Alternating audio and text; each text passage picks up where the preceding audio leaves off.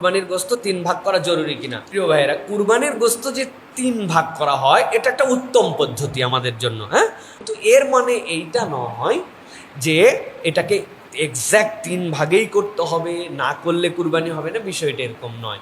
বরং আপনার নেসেসিটি আছে, আমার পরিবার বড়, হ্যাঁ, আমি নিজেই দেখা যাচ্ছে যে যেটুকু অংশ পেয়েছি এটাতে আমি দিয়ে দিলে আমার পরিবারের কাছে সেটা ফুলফিল হবে না, আপনি পুরোটা খেয়ে ফেলতে পারেন।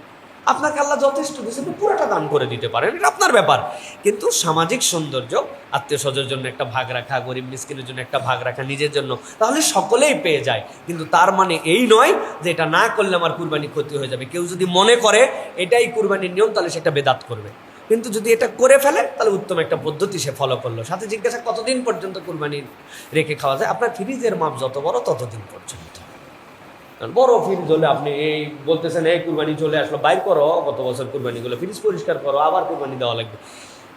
এরকম মেন্টালিটি যদি হয়, ইটস ভেরি ব্যাড প্র্যাকটিস। কিন্তু এটার জন্য কোনো হদ নাই যে এতদিন পর্যন্ত খেতে পারবেন।